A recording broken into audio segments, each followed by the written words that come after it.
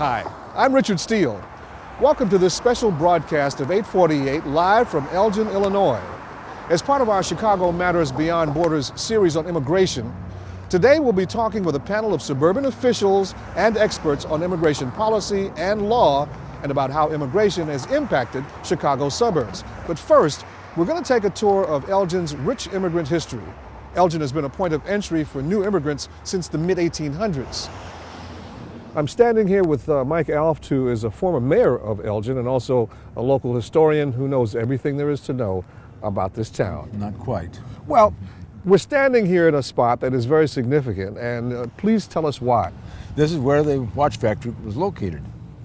4,000 workers at one time, a complex that had its own boarding house, a watch repairman's college, and an observatory to time watches by the stars. Now, the people who worked here, and we're talking about 1867 or so, Yes, that's when the first watch began ticking in 1867. Where did the workers come from? Well, originally they came from Massachusetts. They were New Englanders.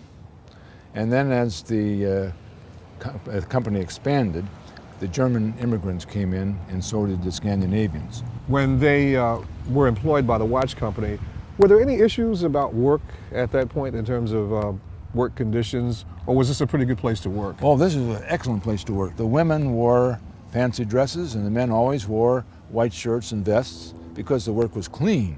It was taxing and monotonous. I don't know, I don't think I could have stood it, but it was clean. And they're very proud of this. They were the kind of aristocrats of factory workers.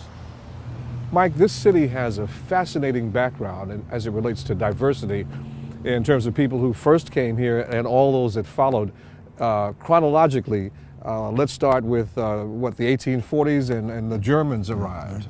Yes, it was founded in 1835 by New Englanders and people from upstate New York. But in the 1840s and 1850s, Irish came in, and so did the Germans. The Scandinavians would come in the 80s and 90s. Our first African Americans arrived here on October 15th, 1862. They came all at once during the Civil War. And the Hungarians came after 1900. And we have had Puerto Ricans since 1946. And our Mexican population is now about 1/3 of the city's population of more than 100,000. Now, tell me how everybody got along, or did they, from those early days when the Germans arrived, the English, Scandinavians, Irish, how did it work? They had their own churches, and the Norwegians and Danish didn't want to be in the same church with the Swedes. And they had their neighborhoods. The Swedes lived in Swede Hill, the Germans lived on the west side of the river in an area called Dutch Flats, and we had Hunkyville for the Hungarians down here in the southeast. And there was the settlement where the freed slaves first lived when they came here in 1862, and they stayed there, not by their choice necessarily, until the 1960s. So we are a relatively diverse city. Well, we just took a 5-minute car ride, and here we are at State Street. Mike, it might be hard to imagine now what was here because this is all blank space, railroad tracks there, and some perfectly manicured grass. But at one point, there was a foundry here. Yes, Woodham and Edwards Foundry, and it was here for about 98 years. Originally, it was the place where Hungarians and Italians found jobs when they came in. And then when the First World War put a stop to immigration, the foundry recruited Mexicans who came up here and worked in this foundry.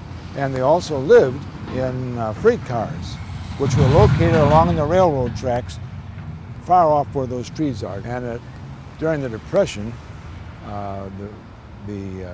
what they call the establishment frowned on Mexicans because they felt they were taking advantage of welfare services and so on. But when the INS, or Immigration and Naturalization Service, came out to investigate, they found that all except one family qualified as legal immigrants, because in those days all you had to do was pay $8 and have a physical examination paper when you crossed the border. And many of the Mexicans here had originally lived in Texas. Mike, the Laotian community represents probably the fastest growing ethnic minority representing the new Elgin. Tell us a little bit about that as we stand in front of this Buddhist temple, which is kind of an example of how things have grown and changed. Yes, the Laotians came to Elgin following the Vietnam War, late 70s, early 80s, and they assimilated very rapidly because they believed in education. And one of the first things an immigrant community does when they arrive is to build a place of worship where they can gather together. And so this is a Lao temple, and that's where their monks live. So what's the outlook, the prognosis for the city of Elgin? From a man who has been mayor and somebody who's been here for 50 years, what do you see for the future of Elgin?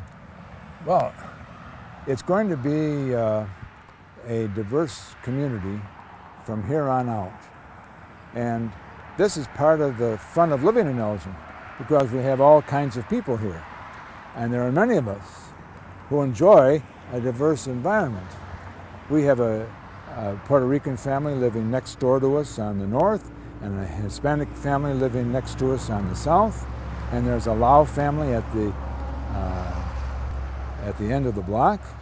And as a teacher in a high school that was diverse, I enjoyed the diversity of the students. It makes life more interesting.